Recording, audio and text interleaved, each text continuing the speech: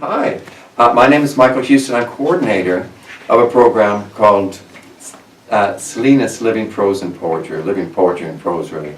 And we've been at it for, what, 4 or 5 years now, really. Started off as part of a homeless newspaper project, and then people ended up housed. So now it's a marginalized authors program. This is our star, Rosa Elena Espinosa Mendoza. Excuse me, say your name, please. Rosa Elena Espinosa Mendoza. I am a local author, and I published 3 books right now. And this is my first book, and I published 2 when I had in hospitalization in Natividad Hospital about mental disorder crisis. And I need to compose my poems and included in this book. And the second book is Indivisible Proezas. Now it's in Spanish publications, but now I'm working in bilingual publications. So the second, we're coming out with a bilingual edition now. This is a 4-year-old book and our latest product. And that one is my new baby. It's Elixir, the poemas de Rosa. Rosa's Elixir poems included more my mind, more no in crisis, and my poems reflect to a lot difference than the other poems because it's more stable. And that one is my baby right now. And he is Michael Houston, and say thank you, Michael, because he looked me when I type in my poems in Chinatown Literacy Centers in 30 Soledad Streets about the project Voices of the Streets.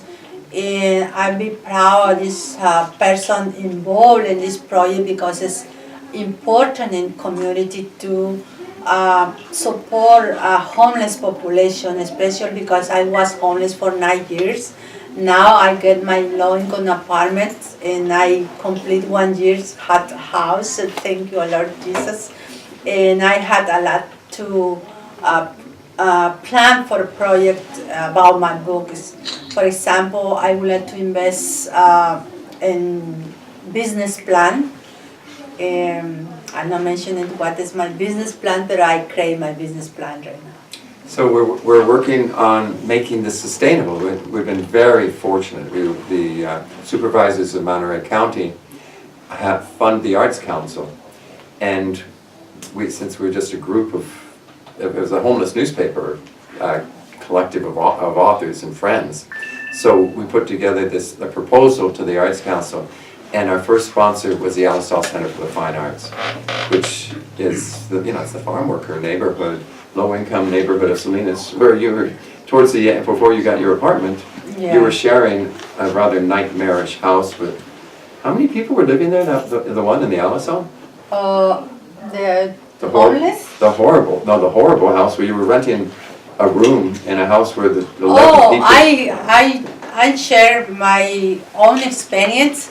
When I was homeless, I tried rent a room, and the lady, okay, approved rent a room, $450 a month. And when I go to the bathroom, it looked a line, almost 20 people waiting for go to the bathroom, and me say, oh my God, it's more of the one people live in this houses is a black business mentioned because he rent more of it with me is 20 people in one house, and I prefer to continue living on the street because it's a bigger problem to make relationship in one house. The people live in one room. The other is people like to stolen food in the refrigerator. They no respect in the bathroom, shampoo, soap. It's a bigger problem to rent one room and for 2 Two No, people in one room and it's- 18 people in the rest of the house. Yeah. So that was a little bit of a hard one. It's- So anyway, so the board of the Alisal Center for the Fine Arts were aware that housing is a real crisis, and that the newspaper project was a worthy one because it was giving voice to homeless people, giving voice, trying to get dialogue going in our community about the issues facing homeless people and getting their own stories in publication. It's an odd change because you were homeless and crazy, Yeah. and now you're going to school, you're working, your lovely husband, you're happily together. He's in job training, he's a veteran, he's had a has a lot to offer the community as well. And so this is good, and it frees you up to continue your book. So should we go through the books one by one, or maybe we should talk about it with our other authors first? What should we do next, Rosa? I would like to Talk about the latest book? read 120. This is a special poems. Is La grandeza de un pétalo. So this whole program was developed as a presentation at the King City branch of the Monterey Public Libraries. Oh. So here we are, and as we move into, we're presenting the entire program here in the reference room to document our story. So Rosa's first piece was, she's doing a presentation to read poems, to share her story, and so shall we do the first poem? And this one is called... In Spanish is okay? I'll do the English, you do the Spanish, Okay. how do you want to do it? I read this poem is special because I mentioned it about myself. Es La grandeza de un pétalo. Inocencia vertida en la ribera de un riachuelo, donde al nacer las corrientes de agua solo se asemejan a su primer llanto, creciendo a los sinsabores de la vida. Arrastran mi ser a la desembocadura de un río, mas mis lágrimas acrecientan esa búsqueda por la cual fue escrita mi destino. No logro entenderlo, soy incapaz de preguntar a un ángel mi paradero. Sigo su cauce para así detenerme entre sollozos, desgarrando mi alma, mi espíritu en quebranto. Lloro y llorando vago arrastrada por la nada del viento, quien desliza su ternura en la grandeza de un pétalo, en flor, en semilla, la deposita sobre los pantanos, vistiendo su desnudez del frío, de la violenta prostitución, la cual la vida sumerge a una pequeña, desválida flor campestre. La alimenta a pleno atardecer en invierno, la embellece de bellos colores nocturnales en el día, crece desapercibida entre fangos hediondos. Crece bella e inocente, bella niña, mas se posan ahí las mariposas, entre la fragancia infantil de la melancolía. Solo una es la valiente en descender. Una luciérnaga silvestre siempre la ilumina cuando siente desfallecer. Su alma expira al contemplar el sol. Una lágrima suya es secada por la luna. Un lucero deposita en ella una gotita de rocío de oro y plata, vistiendo de fino linaje su dinastía. La grandeza de un pétalo es ver crecer en bello manantial adherida a mí la flor del loto. Flor de niña inocente, alma poeta que crece entre rimas, versos y poesía. Wow. Oh, here we go, I got it. So this, there's one after it. Okay. There we go. We work so closely together and so well. So for me this is such a pleasure because for one thing I've studied literature over the years and now I'm part of someone who really is an artist. And a living artist, one of my friends was saying, I only read dead writers. No, no, no. So, this is Rosa's poem as read by me. The greatness of a petal, innocence poured into the stream bank, where the currents are born, resembling one's first cry, growing up to the disappointment of life. They pull me at the mouth of the river. My tears increase with the quest, my forewritten destiny, no longer understanding the goal. I can't ask an angel where I am. I follow the riverbed, stopping to sob, tearing my soul, my spirit weeping and crying, spirit tearing, without purpose by the wind, who slid his tenderness in the greatness of a petal, the flowering seeds in deposits of the marshes. The violent prostitute is naked in the cold, which life emerges, a small, helpless country flower. He is nourished in the winter evening, beautiful nocturnal colors embellished. On the day grows unnoticed among the stinking mud, as it grows a beautiful and innocent girl. Do more butterflies rest there? Between childhood fragrance of melancholy, only one is brave in the fall. A wild firefly always lights when feelings fade. His soul expires when he contemplates the sun. Your tears are decried by the moon. A bright star drops gold and silver dew, wearing his fine lineage dynasty. The greatness of a petal is to see beautiful spring grow.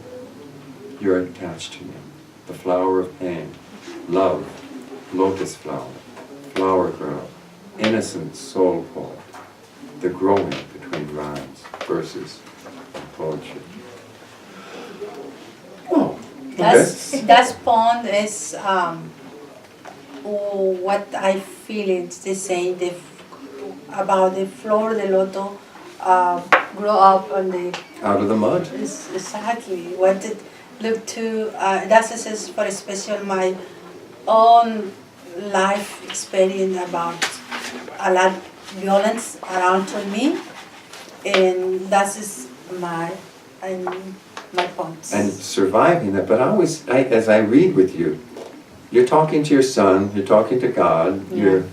you're telling your story, and the beauty of your poetry. Yeah. So, and you're a country girl. You're from down there in Chiapas. Yeah, that's as I mentioned about countryside grow, because I grew up in farmers family, and that one is the reason I included this.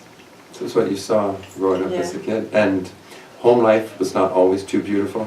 No, but I think so. That's about your positive thing do you have inside your soul, and that one it's to convert to put a beautiful something into your soul. They say now that what sets human beings apart from the other species is our ability to tell stories. Not lose human beings in any situation that you had experience is be important. Don't lose us.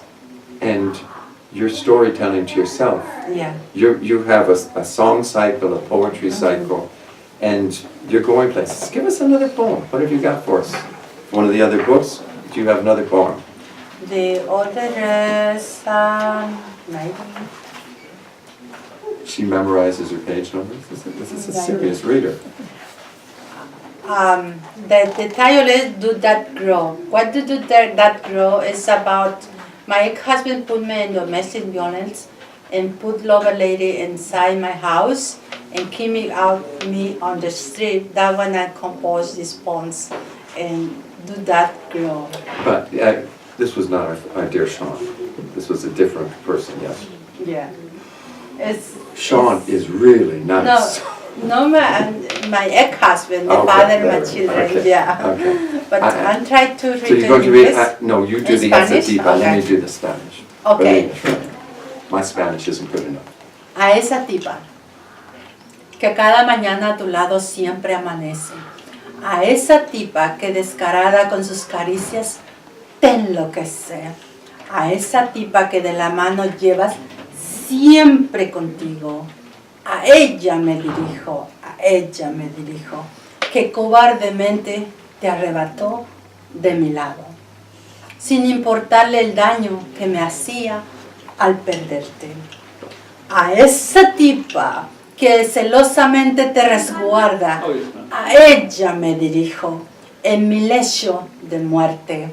En la agonía del engaño es ella quien te deleita, los labios con sus besos apasionados, llenando tu cuerpo de embeleso, tu descaro.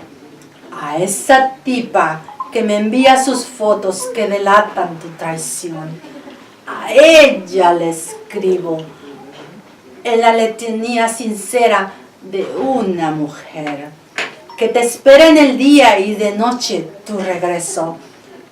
Evitas ver a tu cuerpo acariciado con lujuria y lleno de mordidas por doquier. A esa tipa que descaradamente llegó a mi vida, a esa tipa envío mis felicitaciones, porque cobardemente no me atrevía a decirte a ti que ya no te amo, mucho menos te quiero. Y anhelo el divorcio, sueño de ambos. A ella flores le he sembrado para que tú las cortes de mi jardín y sea la otra la del agrado. A esa tipa que se adjudica tu fidelidad, a esa tipa que es tu amante hoy, dile que agradezco que aún permanezca a tu lado por siempre y así te deseo tu felicidad, insensato. How delightful. To that girl, that every morning dawns on you the sassy chick that caresses you crazy, that chick whose hand always carry with you my dressing you cravenly snatch from me regardless of the damage that you made me unleash. To that girl you jealously protect if I turn on my deathbed in the throes of disillusion. Is it she who delights you? Her lips filled with passionate kisses? Is she filling your body rapturous? Your imprudence. To that chick who sends me photos that reveal your betrayal, to her I write a sincere litany of a woman waiting for you on the day and night of your return. You avoid seeing your body caressed with love and skin with bite marks every day. To that chick who brazenly came into my life, to that chick, I send my congratulations, because I do not feel weak. I say to you that I no longer love you. I love dreaming of longing divorce. To her flowers, I planted them for you in the courts. My garden is another a pleasure. To that chick that your loyalty is awarded, to that chick who's your lover today, tell him I appreciate that he still remains at your side, although forever I will wish you happiness, fool. This is the poet express. That one is my own experience, and it's a bit too difficult because I'm there in the bed and I no had no walking, no shower, close my eyes, in coma, and he, I don't care. He put me the lower lane into my house and kicked me out on the street. That's the reason I become homeless. And that one is a poem I create and try included in poems about my feelings. Elixir poems, I think they help you heal. If you don't want to hear it, I'm sure you've got your own little torments in there. Have you got another nice one for us? Which book will you pull out now? That one is This is number 3, so should we go? That one is number 3. This is my first book, Living in Infinity and Eternity. It's bilingual editions. Indivisibles Prose, Spanish edition, and now I almost complete bilingual editions. And that one is my 3rd book, and Rosa Elixir poems. Thank you for support my dream. Do you want to read it from the other books, or are we done for now? What do you want to do? It's done. Okay, thank you very much. And this is Salinas Living Poetry and Prose Project, and this is our 3-time winner, three published books, Yeah. and homeless to home, working and studying. Life gets good. Thank If you can dream. Yeah. Thank you. Thank you. So, again, this is Michael Houston, and I coordinate a really nice project with the help of the Action Council for Monterey County, which supplied us with fiscal sponsorship to let local authors get their books published. I met Andrés through the Alliance for the Aging in Salinas. He had 200 songs and he'd been writing them for years. Unfortunately, they were on sheets of paper, some written out, some typed. And I said, oh, this is fantastic, so where are the digital files?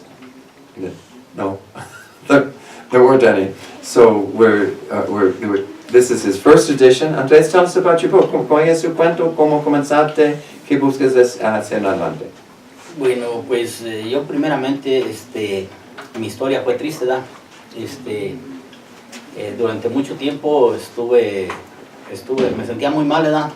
Entré en una muy fuerte depresión, y pues lo que hacía en mis tiempos libres era pensar y pensar, pero como que no estaba contento, yo necesitaba escribir, porque no sé qué se me venía a la mente, como que me empezó a regresar a cuando yo tenía 15 y 16 años. A mí me gustaba mucho escribir versos, y pues les escribía cartitas a las novias, y ahora que ya estoy viejo, pues se me vino a la mente escribir una canción, ¿verdad? Pero como andaba dolorido porque una mujer me dejó, empecé a escribir respecto a ella, y pues también un poquito sobre la persona que me ganó a mi esposa, ¿verdad? Y pues aquí empecé a escribir, y ese era mi hobby, ¿verdad? Para retirarme de la depresión. Me encerraba o me iba por allí a los campos deportivos o los parques, y era puro escribir.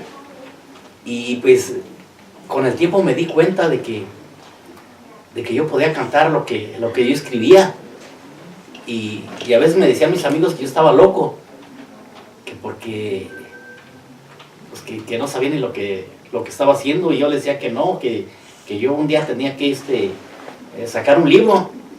Y anduve tocando puertas, y por ahí en Salinas me encontré con una persona, yo le digo que es un ángel para mí, que llegó del cielo.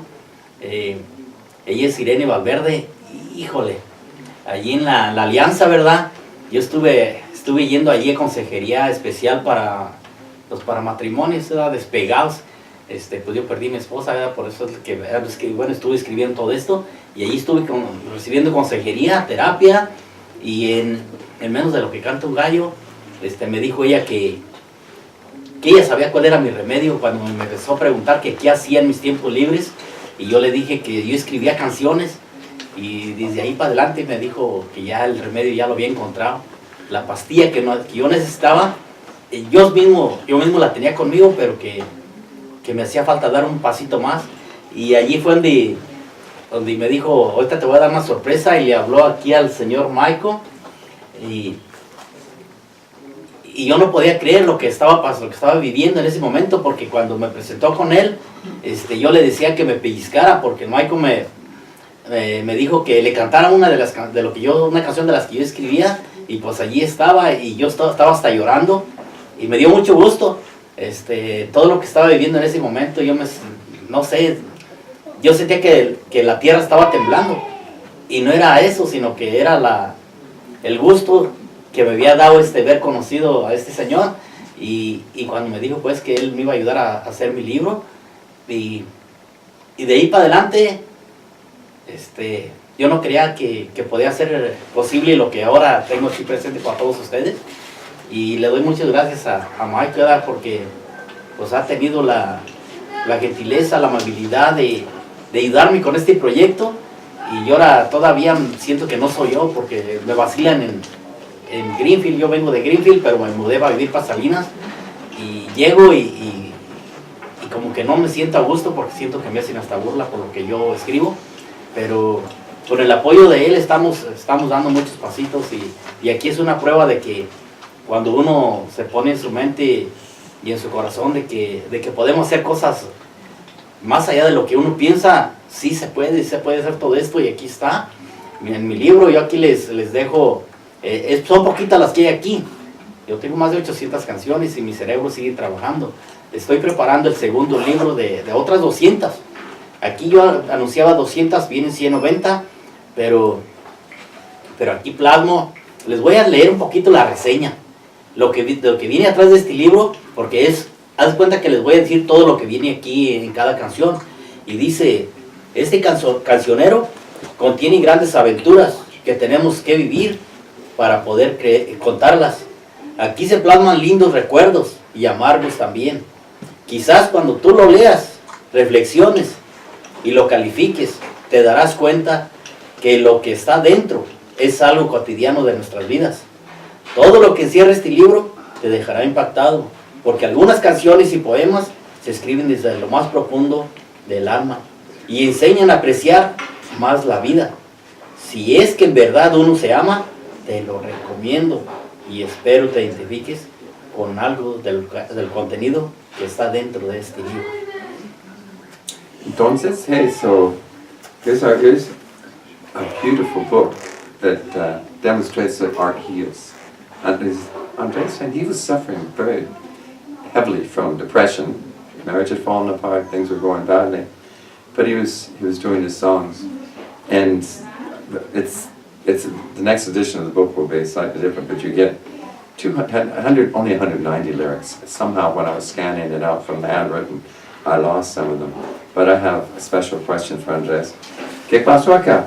What's going on and where are you? Remember he said he started doing this stuff as a soccer player, writing love letters, and here we go. This is truth. Where are you? What's going on? ¿Dónde estás y qué está pasando? Este pelón que está aquí, que tiene el balón, ¿verdad? Porque sí, en esta elección, ese soy yo. Yo aquí tenía 23 años. Y este es pues uno de mis máximos recuerdos cuando empecé a jugar fútbol aquí en el área del condado de Monterey. Aquí estamos pegados en la portería de Greenfield, jugamos en la liga de Salinas. Y aquí, pues antes de participar, ¿verdad? Pues nos tomamos una fotografía del recuerdo. Y estoy hablando, imagínense, desde el 83 está esta fotografía. Wow. So, 83, that's a while back. You're not 23 anymore then. Ya no tiene 23 años. No, ya no. Yo tampoco, qué triste, ¿verdad? Tenía 23 años cuando se tomó esa foto, ahorita tengo 58. Ya siento que ya me voy acercando más para allá, al campo sagrado. These books are on Amazon. Y ya has ido ¿por dónde fuiste? Andaba a Arizona con su libro, andaba por varias partes hablando con radio, hablando con voceros y que háblanos. ¿Cómo promover el libro? Mire, fíjese que fui a ver a mis padres por allá, para el lado de Nebraska y Omaha, están en Sioux City. Y en el trayecto de San Francisco a Omaha me encontré un grupo sierreño, de esos que cantan mucho corridito al estilo de la sierra.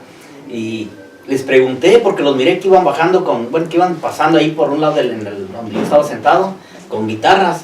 Y les pregunté que si eran músicos y me dijeron que sí. Y entonces se me prendió acá el foco en el cerebro y les dije, pues yo soy esta persona que está aquí. Y cuando les presenté el libro, luego me abrazaron y dice, ¿usted es esa persona? Les dije, pues si me parezco, sí soy. Le dije, sí, este libro contiene 190, 200 canciones. Le dije, ¿cómo la ven? Así es de que aquí vamos puros músicos. Y me lo pidieron el libro y pues sí, ya cuando nos bajamos del avión me abrazaban porque decían que yo era un artista. Y yo les decía que no, que ellos eran mis artistas. Y ellos me abrazaban con un cariño muy bonito y pues yo también. Y pues bueno, de ahí crecí, pues ellos se bajaron en Omaha y yo me fui para para Sioux City, otras 42 millas más para adelante, y a los 2 días me hablaron que les habían gustado mis canciones, y ahorita, híjole, bueno, es la primera noticia que Michael se va a llevar ahorita, porque él no sabía, y yo todavía lo tenía en secreto hasta que ya pudiera presentarle o regalarle mi primer CD. Están por grabar un CD de 10 canciones, y estoy esperando que me hablen porque voy a ir por allá con ellos. Pero ahí te va otra sorpresa, Michael. Aquí en Greenfield está un grupo también serreño que le gustan el mismo estilo de canciones, y pues antes de que ellos fueran músicos, eran como mis hijos de fútbol, yo era su coach. Y ahora que el día del festival del Rocky, Michael, pues se me desapareció, pero me subí con ellos y les regalé mi libro. Pues a la semana me hablaron que ellos me grababan las canciones que yo quisiera, y sin cobrar ningún 5, y que lo único que tenía que hacer era buscar el estudio. Y pues ya que está aquí Michael, voy a aprovechar la oportunidad de decirle que me dé la manita a ayudarme a buscar un estudio, y pues también lo voy a invitar que esté ahí disfrutando ese momento, de que también está por grabar otro CD mío. Y pues todo es gracias a Michael y a Irene Valverde, y a este cerebro que sigue escribiendo, y un corazón que sigue herido. That's a hard story so it's all me again. Now I gotta find him a recording studio. Okay. Peter Muse, where are you when I need you? Tengo un amigo que tiene un camión que tiene un estudio dentro, pero no lo encontré ahorita. Pero hay otros que de Weiss Music,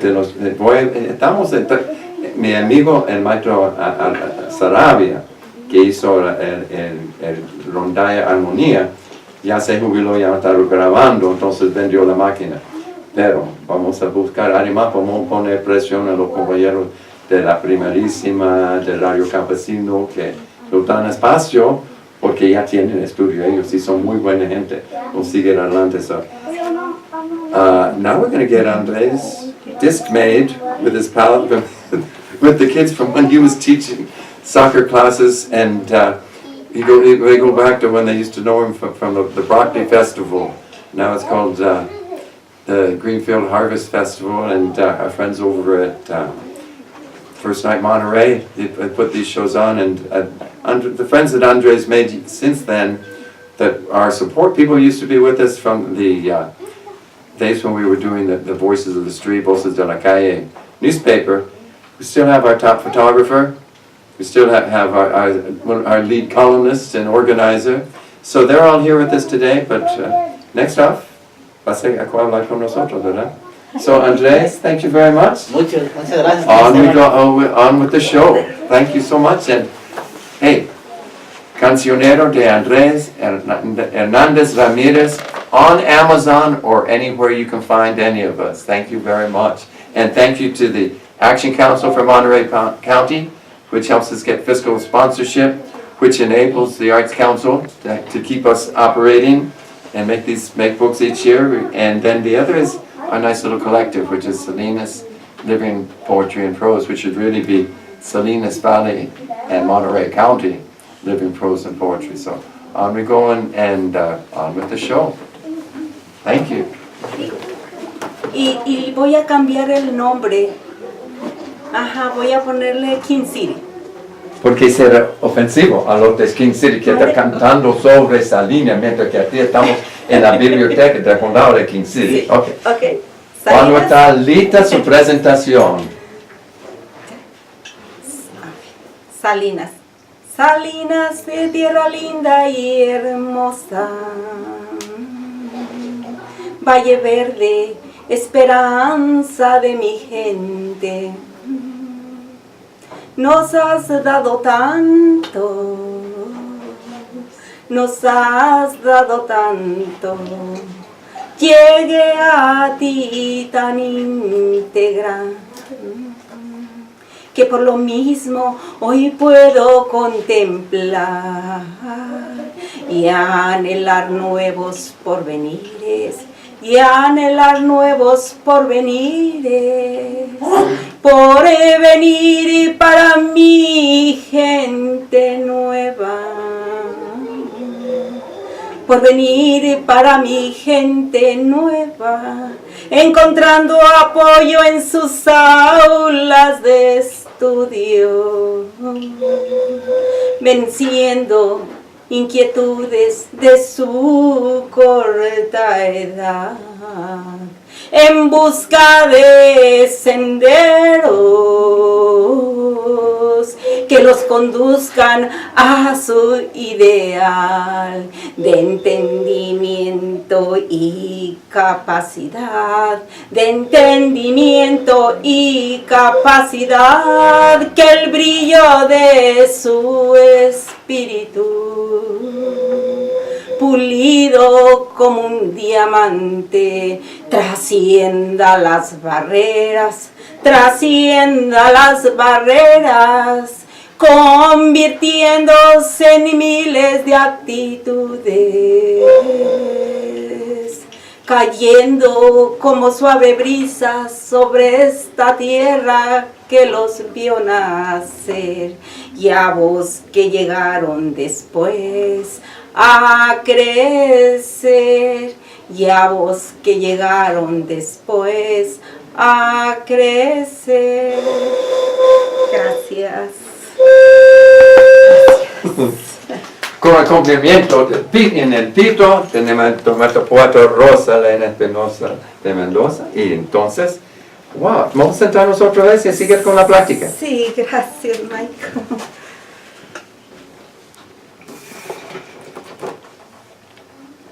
And if I missed the entire show, you guys are going to record for me. You're going to share with me your shots. Oh, here I am. Dred, make sure I got I'm at the right place. Okay. Entonces, ¿quieres hacer otro poema? Sí. ¿Qué talito? Y después practicamos sobre este libro que ya tenemos, ¿cuántos años? Varios, juntos. Y especialmente con Doña Rosa. Sí, con Rosa. Años. Y en el proyecto desde 18 años. Y ya tiene 22, ¿verdad? Sí. Más o menos. Más o menos. Ok. ¿Cómo se llama este poema? Yo voy a definir lo que es para mí la poesía. Mágico. Adelante. Dice, poesía es una manera de enseñanza tenue y ligera, salida del corazón humano, profunda y certera para llegar al mismo. Poesía para mí es el florecimiento del pensamiento. Haciendo un hábito de la lectura, encontraremos fortaleza para definir diferentes acontecimientos en nuestro diario vivir. ¿Cómo manejar la reacción ante lo acontecido? Todos como humanos tenemos el anhelo de trascender. Y solo hay un medio, el saber que se encuentra en nosotros mismos. El compartir ideas, hechos reales que nos hayan pasado, nos hacen grandes, dando paso a un inicio de compromiso, guiando por el buen camino el saber. Digamos hoy sí a la literatura, a la poesía, al buen leer. Seamos parte activa de este maravilloso vivir, que nuestros pensares tengan su enfoque claro y preciso hacia una continuidad. El pequeño detalle hace maravillosas maravillas que serán maravilladas. Estemos donde estemos, hay que saber dar lo mejor de nosotros mismos. Maravilloso conducto hacia la realización de grandes acontecimientos en nuestro vivir. Que nuestra visión sea lo más delicado y vulnerable, nuestros niños, nuestra juventud, por ellos. Soy realista y vivo en ella. Apoyo 100% el maravilloso arte del lenguaje, luchar por su florecimiento y exhibición. Entonces, así hace su poema, con la letra, y son cuadros lindos. Cuadros. ¿De dónde vienen sus imágenes? Oh, yo mismo los pinto. ¿Con acuareles o con óleo o Tengo almacenados mis puntillas, pedacitos de puntilla de mis hijos. Wow, Sí. increíble. Entonces se está siguiendo con su libro y vamos a tener, yo tengo malas noticias, estas son tan preciosas, pero en los libros nuestros son en páginas blancas sus poemas. No te enojas, ¿ok? No. Y vamos a hacer afiches con estos. No. Deben ser afiches, ¿verdad? Y fijar cómo hacerlas. Entonces, háblame su cuento de llegar a este punto de artesanía con sus poemas y sus dichos, y ahora cómo va el proceso. ¿No encontraste a alguien que te ayudó, verdad? Por casualidad que tiene nombre Rosa. Rosa. No, y usted, Michael, muy maravilloso haberlo encontrado. Yo hace 10 años que yo conozco a Michael. ¡Qué felicidad! Sí, entonces, sí, para mí. Por medio de la noche poesía, que son nuestros amigos Adela y... Sí, en soledad tuve esa oportunidad de conocerlo a usted, Michael. Sí. Sí. Muy interesante estos asuntos. Y en la noche, noche bohemia, Gracias. estaba apretándome cosas para poner a mostrador nuestros libros hace, ¿cuántos? 5 años, algo así, por 10 en total, pero cuando estamos en Sherwood, Ajá, hace 5 años, 5 años. 5 años Ajá, creo que sí. sí. Entonces sigue con su poesía y ya pasaste de concepto de simplemente afiches, vas a tener un libro, su colección de poemas, ¿verdad? Sí. ¿Y cómo va el proceso? ¿Cuánto te falta? ¿Cómo vamos?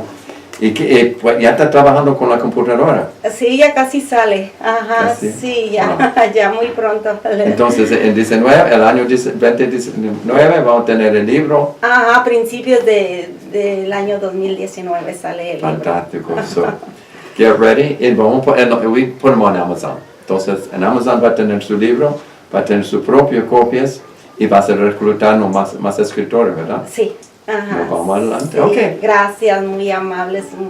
Ha sido maravillosa su ayuda. Y queremos decir otra vez, gracias a los que nos ayudan, que es el Consejo del Arte del Condado, que es Action Council for Monterey County, los supervisores de Monterey County, y nosotros estamos progresando por medio de nuestras amistades. Sí. Con Don Andrés, con Rosa, con el señor West, con el señor Sí. Red. Muchas gracias. Y los que no están, y que siguen adelante con actividad de la comunidad, participando. Sí, estábamos con nosotros a la fiesta de la cosecha en Greenfield, ¿no? Sí. ¿Le gustó? Sí. Pues sí, este es asunto comunitario y debemos nosotros también luchar que tenemos poesía, canción y arte para los jóvenes siempre. Bueno, última cosa para compartir. Ay, sí, yo quiero decir 2 poemas más aquí que Por estamos en favor. este lugar, que es una biblioteca para mí es maravillosa. Magnífico. Nosotros como inmigrantes venimos cuando llegamos a este país, tener acceso a una biblioteca es lo más maravilloso. Ya. Porque en Celaya imagino que tienen biblioteca también. Sí, pero pues en aquellos tiempos nosotros no acceso a las bibliotecas. Wow. Ajá, sí. Porque estaban las afueras. Por estar lejos. En el mero centro, por la plaza. Okay. Entonces, va a hacer su presentación y yo voy a hacer filmación. Ajá, sí, voy a de dos poemas.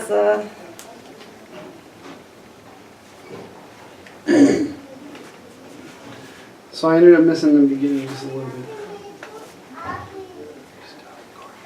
Okay. Entonces, cuando está lista, vamos a formar adelante.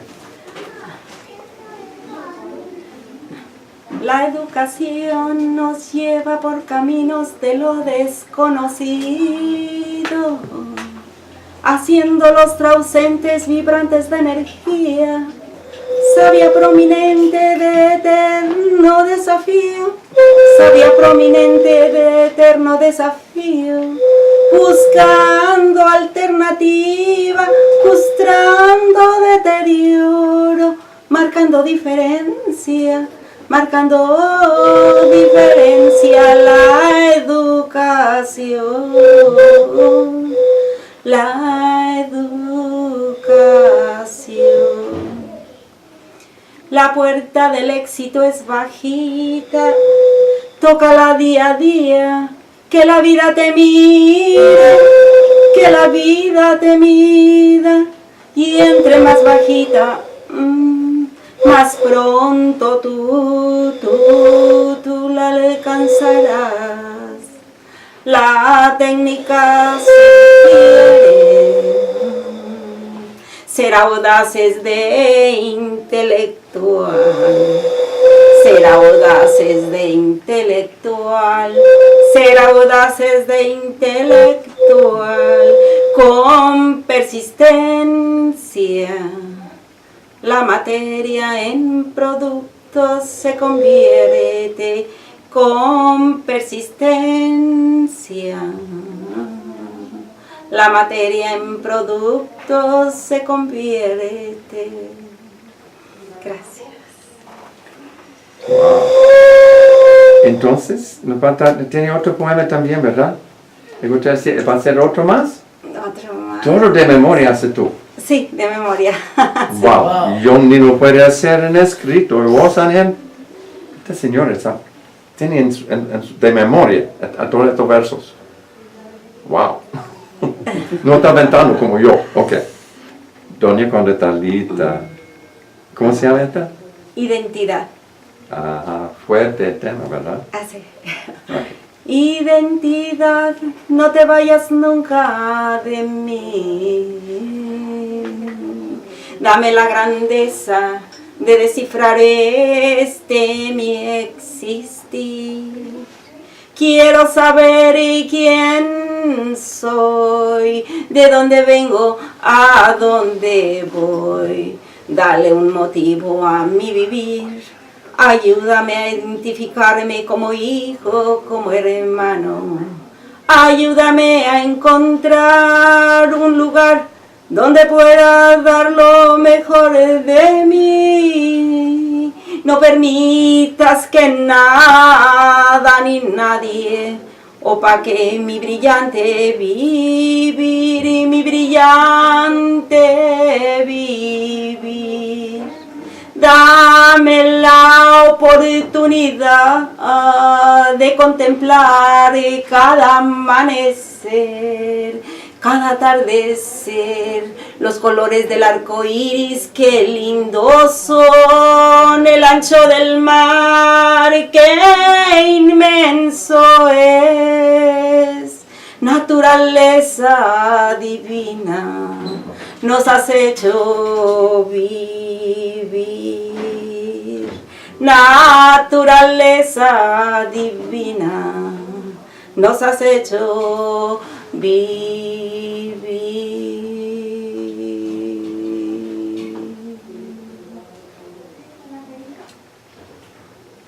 Wow, qué bonito entonces.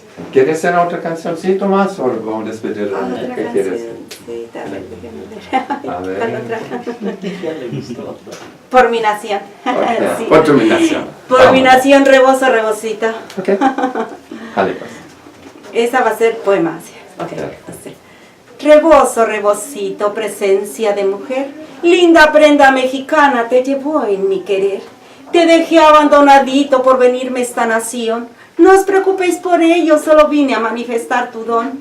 Ese don tan maravilloso que solo tú lo tienes, de acurrucar a nuestros lindos niños y llevarlos cerca de nuestro corazón. Presencia de amor, presencia de madre. No se me olvidó. ¿Cómo dos? Oh, ok. Ay, Jesús bendito. ¿Esperamos? Sí, ay, permítame. Ok.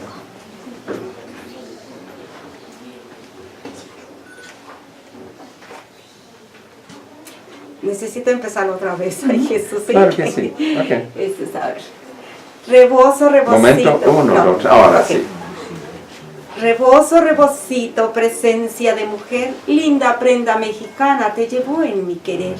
Te dejé abandonadito por venirme esta nación. No os preocupéis por ello, solo vine a manifestar tu don. Ese don tan maravilloso que solo tú lo tienes, y acurrucar a nuestros lindos niños y llevarlos cerca de nuestro corazón. Presencia de amor filial de madre e hijo, haciendo más liviana las tareas de mamá. ¿Cómo olvidarte? Te llevo en mi querer, pañito de lágrimas de nuestras antecesoras. Te llevo en mi querer y por siempre en mi recuerdo tú presente estarás. Desde King City para todo el mundo, no luchemos entre hermanos, hijos de un mismo creador, para en armas en fuegos, no incitemos a la destrucción. Démosle paso a la mediación, en busca de la conversación. Palabra no me faltes a la hora de la decisión. Palabra no me faltes a la hora de la decisión. El arma más poderosa del mundo es la palabra. Quien domina el habla, lo domina todo. Gracias. All right, here we are. So, back again. Sean's joined us now. We're talking a little bit about our project. This is Salinas Living Poetry and Prose. And our funding comes through the Arts Council to help marginalized authors and homeless authors get into print, tell their stories. And it's an amazing program because people end up housed. And people develop a chance to express themselves. So we're rather happy about the way this is working out. We're very grateful to the Action Council of Monterey County because this collective started off as people working on a homeless newspaper in Chinatown, Salinas. And as we became friends, people ended up getting housed. I don't know how friendship had to do with it or what. So listen, now Sean's with us.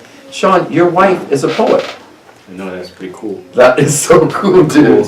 So tell us, where'd you guys hook up, and how do you get through this world? Oh, you mean you want to know how did I meet her, or? Yeah, and that, and do a short version of nice stuff. Well, I got the coolest wife. I got the best one. She's good, man. She's smart. I don't know what to say. But there's some hard I times. love her, man. Yeah. She's my best friend. If that's what we got to talk about, or Yeah. she's in a little. When you meet Oh, I met my wife in 2010. She's walking by, and I just first got my car right there by Chinatown. My friend works right there. He has a shop right there. The auto shops. Yeah, Ralph's Auto. So she walked by and said hi, and she said hi, and it was on. Nice. From there, I just learned from her, see how she was. She married her. I think she was my wife before we even got married, I think. Yeah, she was my little best friend.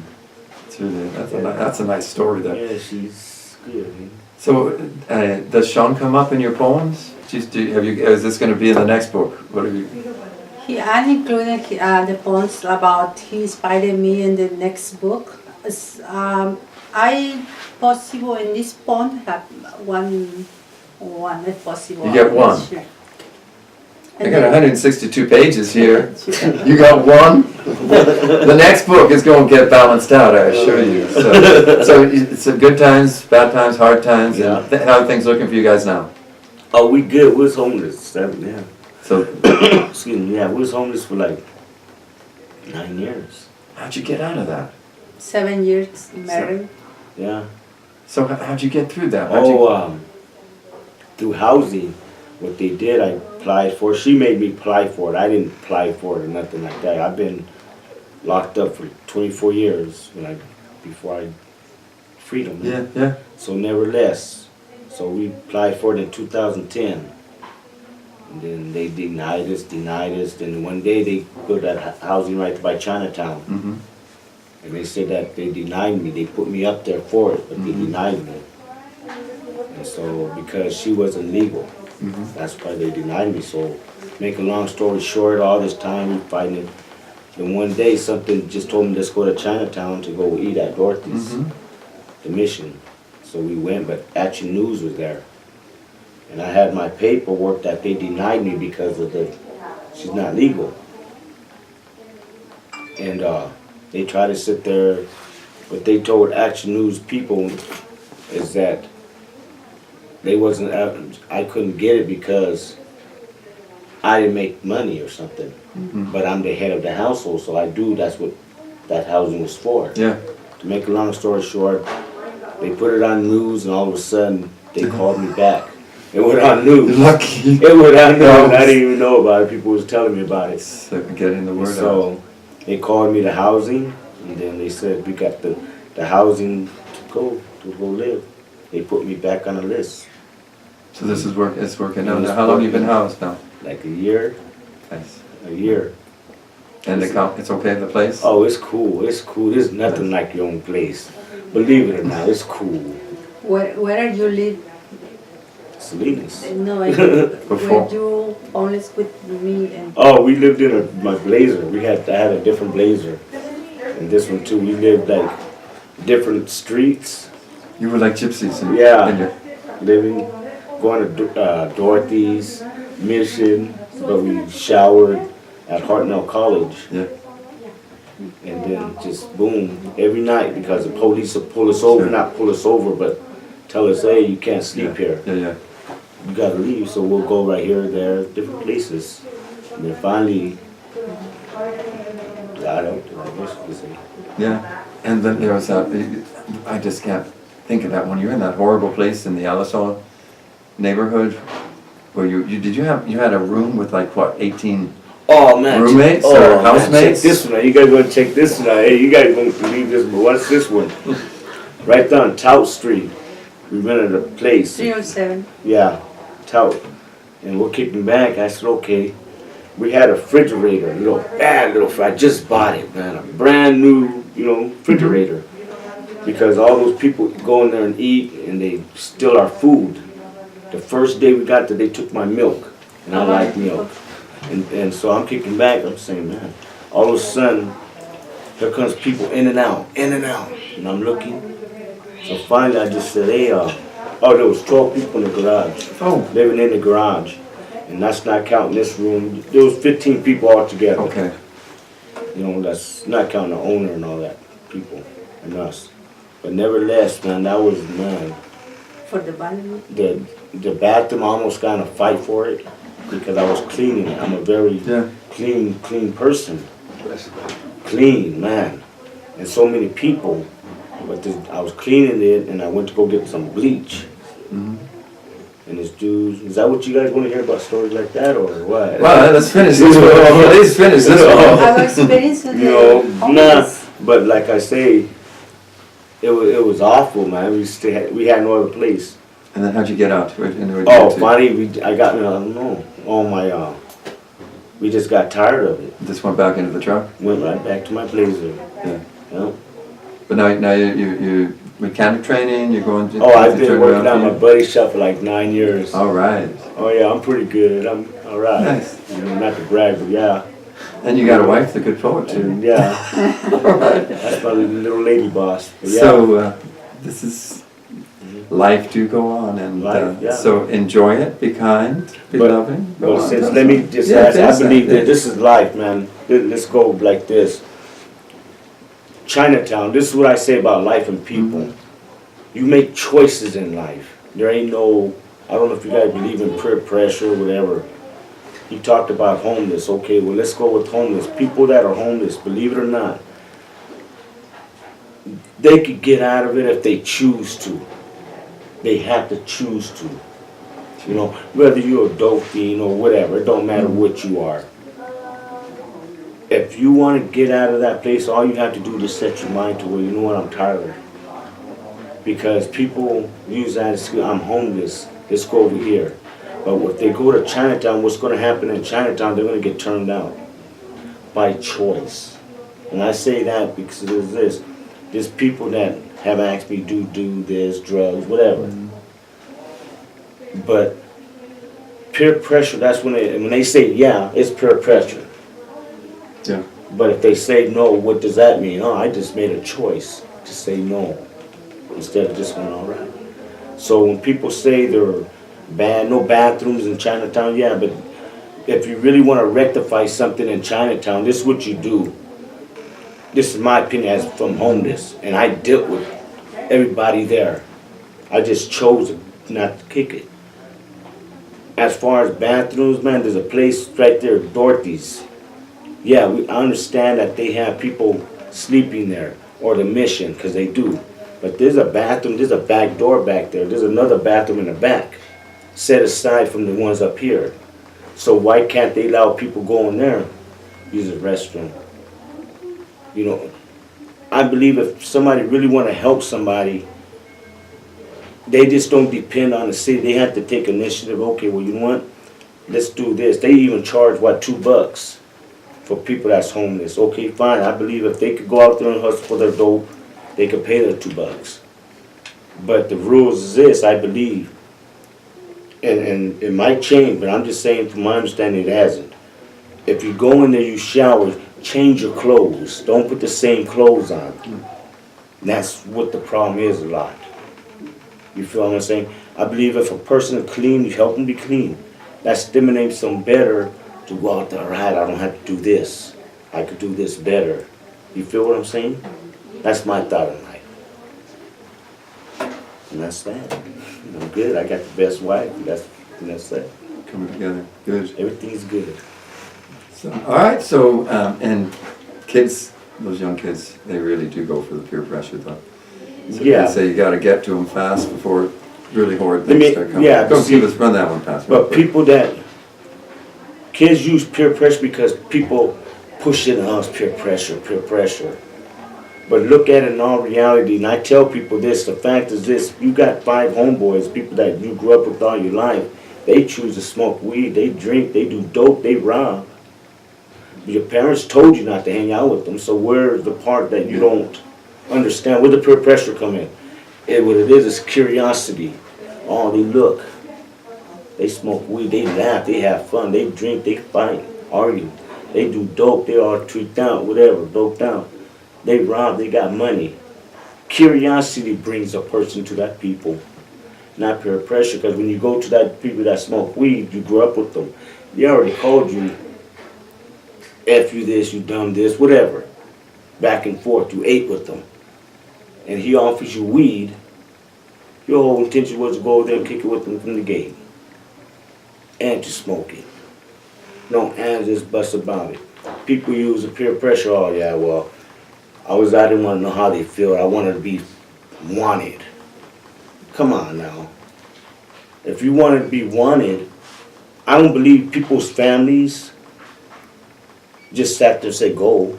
I don't blame families, I don't blame people, my family, for me going out there kicking with homies, or whatever you want to call them. Because I wasn't peer pressured to go over there smoking a weed. Curiosity took me. Why? Because they laughed. They had fun. So that made me, let me see what the head change is. So before I went there, I already knew what they were going to ask. So they can't call me a chicken, because they've been calling me chicken all my life, back and forth. You feel what I'm saying? That's reality of it. But curiosity is the one that takes a person to something. It's not you're forced or you want to be wanted. That's just an excuse. Because your parents gave you as much love as your homies did. Only difference is a different love. It's excitement. You feel what I'm saying? That's what it is, excitement. Because your parents sat there and told you, hey man, kick back and go to school, because mine did. Don't go hang out with them. They did. And if you have kids, you probably said the same thing they told me. The only difference is I didn't listen by choice. You know what I'm saying? Now, if you got parents, don't get me wrong, you got parents that don't care. But 9 out of 10 times they're going to tell you, stay home. But you got to look at it like everything in life is choices. There's no peer pressure. To me, peer pressure, a person that tells me peer pressure, and not no disrespect, is a weak-minded person.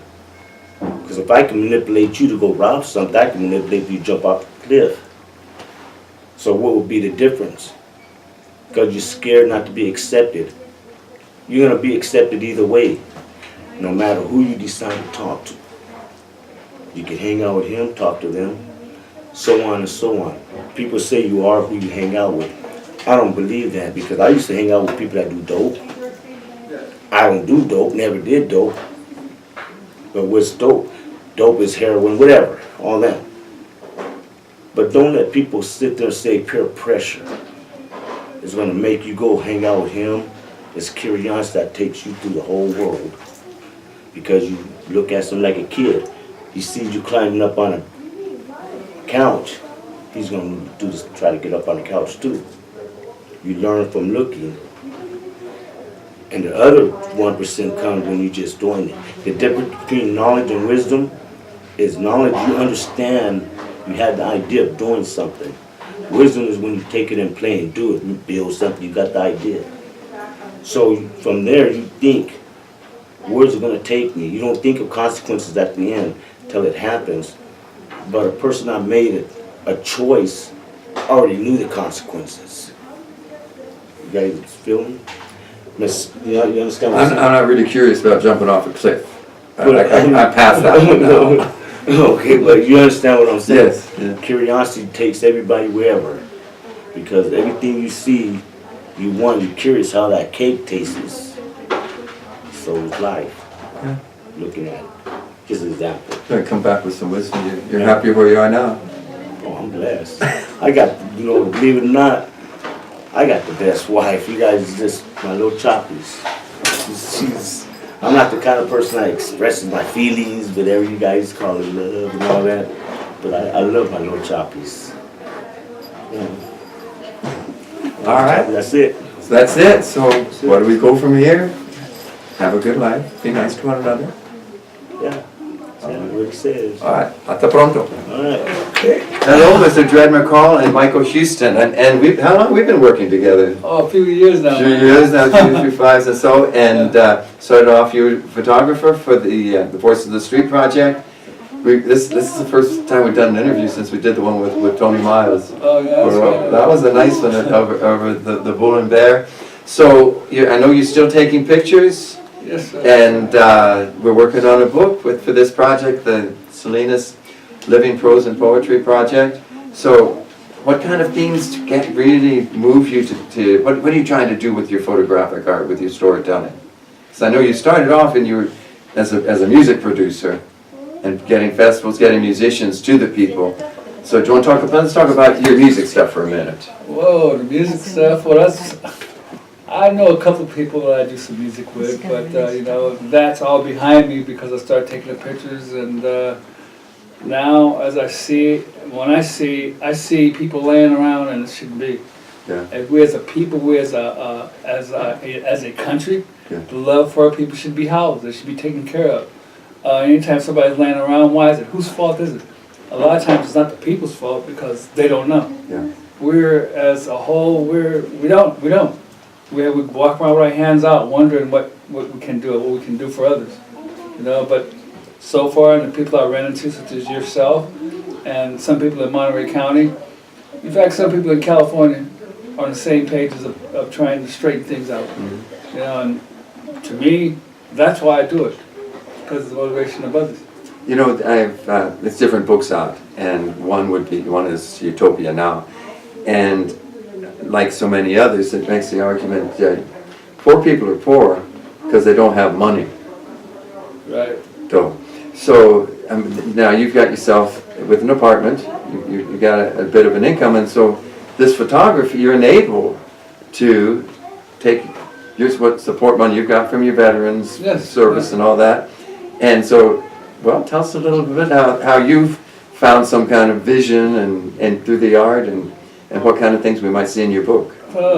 Just when I walk around, from when I was a kid, coming to Chinatown is completely different now than it was when I was a kid. Because people used to come there to say to party. It was girls, bars, and all that. Now people come down here to live. And there's no bars, there's nothing like that, and it's the youngsters. And I think the way we bring people up these days, they don't think about self. It's all about, no, I'm wrong, they do think about self, okay? And as we look out there, we see a group of people, but that group of people is only thinking about one person. Yeah. And whoever's leading is that supposed leader. And in Chinatown, it was open out, but now there's nothing there. And they have people boxed in with these fences, and there's nothing they can do because where can they go? They're not looking out past that because they're right here in this world, right here, right now. So they're free, but to me it looks like concentration camp or refugee camp or say it what it is. That's a refugee camp, and it's not an accident. These folks are not really encouraged to fan out. And, That's what I see too. That's why I start taking pictures because this is not right. How are you going to treat and tell a person we can't do anything for you, but you put them in a box? If you put them in a box, what are you going to do in that box? You don't give them anything, or you put them in jail. Come on, he's a federal citizen. He's supposed to be in the state of California. I don't know. Maybe I'm the one that's cuckoo. Yeah. Yeah, you and Jesus and Buddha and everybody who said alleviate human suffering. Or, so you get it. It's an interesting story, and I know you're active documenting, organizing events too. How's that go, and where do you think we might go with some of that? Because you go out there and get the stories on film and the stills. So tell us a little bit about how. But I see you doing architecture, scenes of just picturesque scenes. And the people, just tell us a little bit about the sort of political things you've witnessed as a photographer. Oh, well, that's somewhat hard because, like, as I came to play, I see these things and I'm seeing it and I'm getting pissed, and I can't get pissed because why? If I get pissed and I'm just like an animal, a four-legged animal, I go, wow, why I get pissed? Bring it back and show people. This is what this is about. This is what you do. You're what? You're the mayor. And the mayor doing anything for the people? Are you trying to help people in the right way? It's crazy to me. Just say it that way. It's crazy to me because as a kid growing up, I didn't know. I had fun, and now as I see it, it's not fun because they are putting people down purposely, and they're doing it by races, and that's not right. That's not. So a picture tells 1,000 words. Yes, I think so. Yes. So they put two and two together. All right. There's a question mark here. Where's the answer? Let's get on it together. Right. Yes, sir. That's right. All right. Well, thank you very much. It's always a pleasure to see you. Thank you. And you document a lot. You've helped us with a lot. We do community outreach. We've been out there with the project, the mural project from the Salinas, the center, youth center, Yes. where the kids are locked down, so they can't get out and hang their stuff. So out there with the artist healing and. Can we come and do some of that? I'm hoping it's coming around again, and this come spring we see work on that. We've got first night coming up for this the alcohol-free Arts New Year's. And how many years you've done that with us? With 3, 4 now. That's good. Yeah. So that's one of the things we do. He puts together the stills, and again that tells the story. So when we go to funders, if we don't have proof that the people were there enjoying themselves, that the artists were producing, and the stills get incorporated into the web pages, they get incorporated into the mind. There's a memory for us, and we've got to put together a business plan. You've got to get your book out there. We're working on the web page, so it's a very promising 2019, which sounds crazy after what a 2018 it's been. Yeah, yes sir, yeah. Whoa! So on we go. We're not done yet. So. All right. So thanks a lot. Take care. All right. So hey, Wes White, good to see you. Pretty good. Having some fun down here in King City. You get around more than I do. So what do we know you? I know you from we were working in the Chinatown Learning Center, and you're doing a lot of work. Voices of the Street, going back there. And then you were putting together some legal battles. You put in an occupation in front of City Hall when they were doing those suites without putting people anywhere. Right. How can you put people nowhere? That's a good trick. That's magic. Well, you don't have to go home, but you can't stay here. Yes. And if you don't have a home, where do you go? Well, that's a very difficult problem. So what's the answer? I think the easiest thing to do is allow people to. I've been pushing this advertising of an organized campsite and no public intoxication. If you can get people to behave in those two constructs, not micromanaging, just it's not clean but organized, right? Put a tarp over it or something. Get a second tent, put it all in there. We can put it all in a row. The tents by the garden is basically what I'm getting at. When we did flagpole rules was the same thing as tent by the garden. That was our protest in front of City Hall. That's 6 months, yes? 2 years ago? Yeah. And it was it was orderly. They'd set up at night and be out in the morning. Yeah. The law was 6 to 6, I think. So we were out first thing in the morning. I'd come and drop off all the tents, sleeping bags, pillows, blankets. Everybody had their own set. And I'd even wash it after a while, and check them in, check them out. The 3 rules were no drinking, no drugs, no drama, and it was pretty. Just like every dysfunctional family, there's going to be irritations, annoyances, distractions, but we got along beautifully, and there was no violence or anything, which was the best. 6 months, that's a lot of nights. Yeah, I think the hardest part was not having a bathroom. We got so if we behave and people are not litter addicts and they're not drug addicts, or at least they're not showing you that in their place, then the city should open up 24-hour bathrooms. All the parks, MST, any public entity that has a restroom, those should be open 24 hours a day. I know it's an attractant magnet because we like small routines, but we need them. Otherwise, we're just setting people up for failure. Oh, there's all this pee and poo. Well, you didn't open a bathroom, so what do you expect people to do? And an awful lot of people who do this are going home from the bar and they pee and poo before they go home because they're drunk. Has any place ever done it where they've got 24-hour bathrooms? Is there any city or place where that happens? Well, in the larger cities, they've got those portaloos, self-cleaning bathrooms. San Jose's got a couple. I think we price ourselves out of doing anything. The best way to help everybody is not help anybody, which is not helpful. No. And how about income? I have read this book recently from my friend Michael Jones, and this book made the thesis you could have a utopia now, and it's just a guaranteed minimum wage. Get the misery of not have any control over your life because you don't have any money. You can't decide what you're going to eat. Can't decide anything else. Because I see a lot of obesity around Chinatown. I think people are getting lots and lots of carbs and not a lot of fresh green vegetables. But anyway. Right. Well, the food thing really bothers me because when you go, people do crops. About half of that food doesn't even make the grade AA cut. What goes to the market stays for maybe a week, and then tons of food gets dumped on the daily from every single grocery store. And that's all to keep prices up, but people are going hungry, and yet bread and sugar is the two cheapest, easiest things to get every day. Yeah. Cake and icing and cookie, and it's not the healthiest thing to do. But I have to do a shout out for the food bank. I really admire those. Absolutely, no, and thankfully somebody's doing something. I just wish that more nourishing food was cheap. Yeah. So it's we've got friends with diabetes. We've got friends going, every parts of their body getting chopped off little by little. That's a hard way to have to live. How about you for income? What if everybody, including the richest people in the world, all got $1,000 or so a month? Would that, something enough to actually live? They've done this, where they've done it in London, and which basically their Tenderloin area.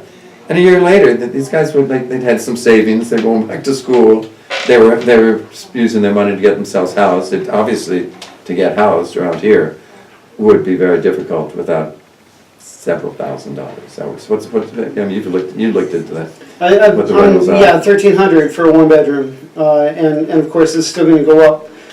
So gainful employment is our American dream these days. I mean, you're certainly not going to afford a house, so just making more money than you're spending, is a dream these days. Yeah. You can give anybody as much money, but are you going to give them enough hours to make benefits? Are you going to give, per hour, but are you going to give them enough hours? Because it all has to add up to more than what we're spending. And, I mean, honestly, if people care about each other, you're not going to charge people you love, especially your kids. You take care of them, and that's your obligation. And your family, like the fires that are happening right now, we got if a family had nowhere else to go, you'd be like, well, I got room, in my garage. Come and move in. Get back on your feet. If you love someone, you won't charge them.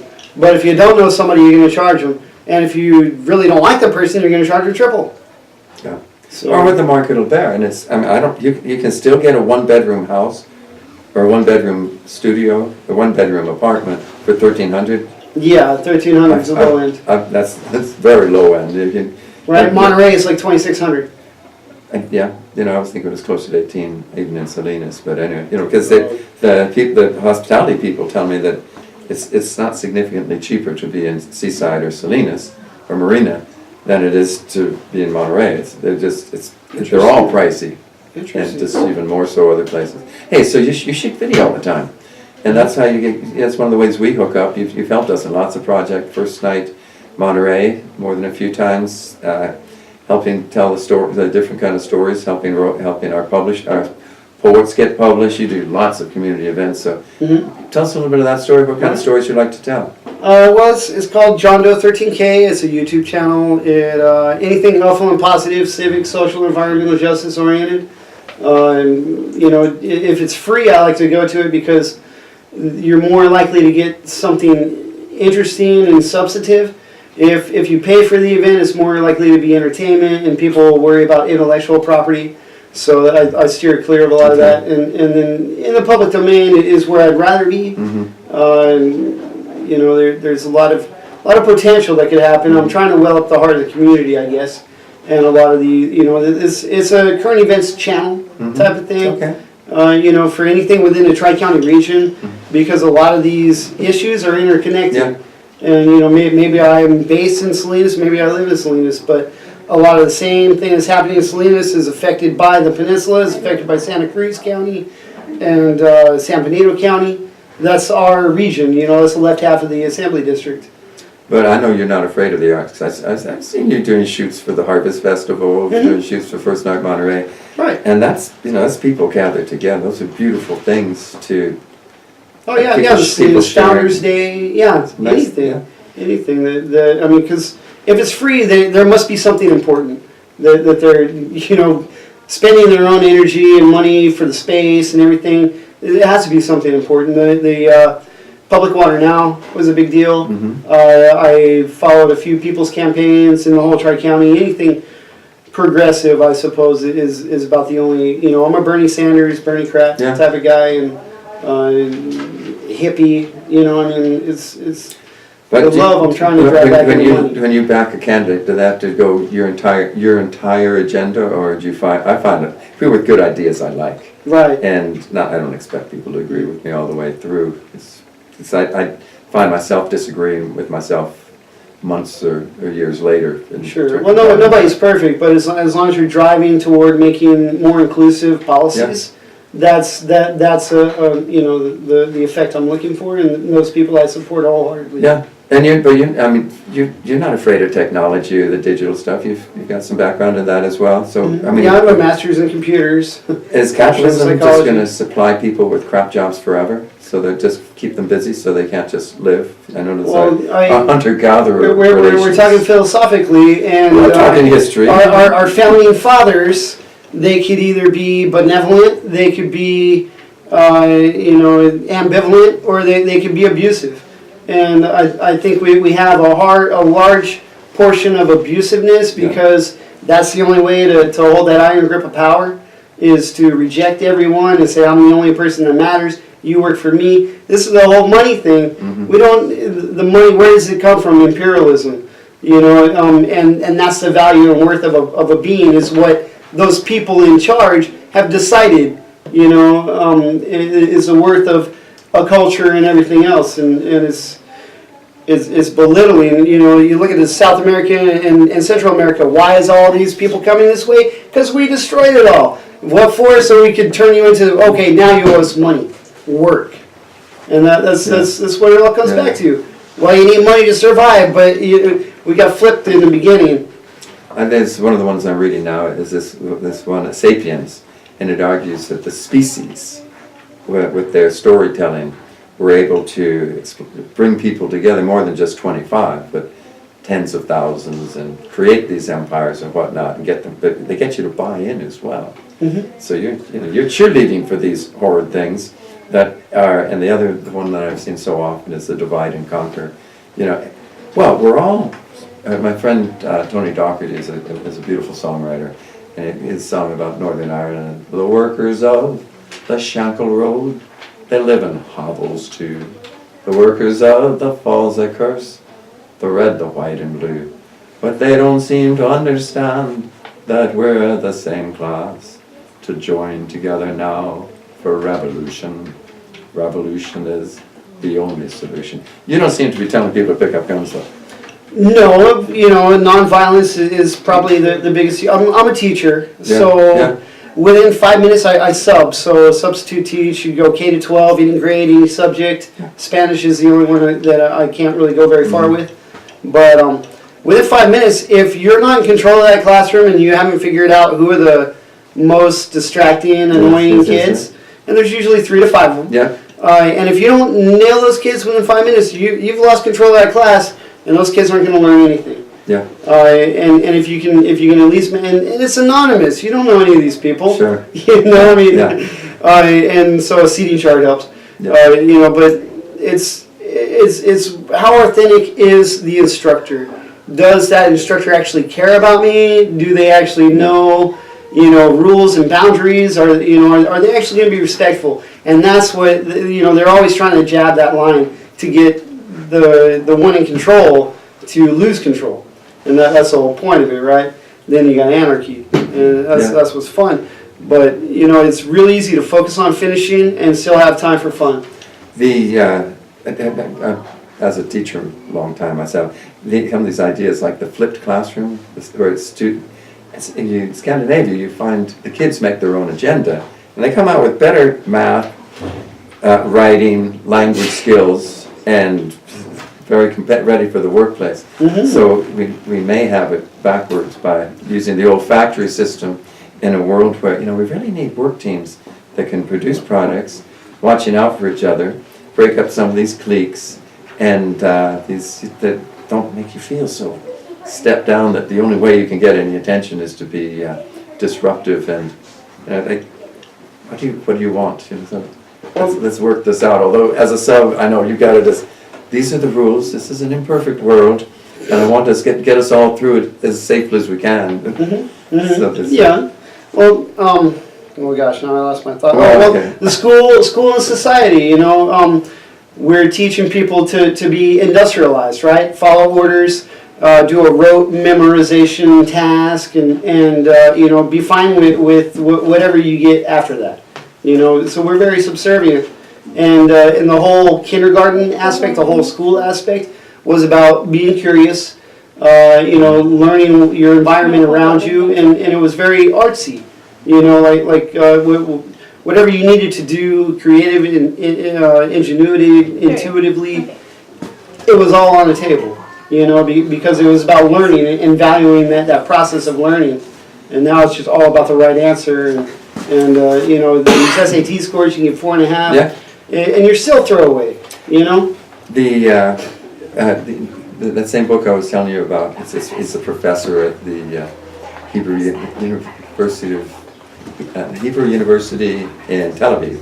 This is the man from Sapiens, and he argues that the greatest of all the world religions has finally triumphed. It's called capitalism, and it's much bigger than all the others. So and again, that's our addiction. So, but you're talking of, and that all those things are true. That story got bought into, but it seems like it's a bad match. The education has done where the control factor, just like the social welfare, where if the money is there to help people live better, but you have to spend such a huge cut of it policing them, so they're not cheating by having the nerve to live their way. So, right, well, and that actually, how do you make a law and what's a crime? We're changing the rules every day. So we say, follow the rules, but now we change the rule. Yeah. So now we're setting people up for failure is what's actually happening. Yeah, and people without money seem to get set up a whole lot more than people can buy their way out. Right. Yeah, right. How much justice is there? If anybody wants to send us money to do this, we'll keep going for all night long. So anyway, Wes, you're filmmaking, you're publishing, you've worked with lawyers, you worked with educators, you worked with kids. You're very generous with your time, and that's really all we've got. Right. I think someone noticed that life is just this instant in between the norm, us not being. So let's do some good stuff while we're here, yeah? Mm-hmm. All right. Exactly. Let's go talk to you later, pal. Thank you. Next.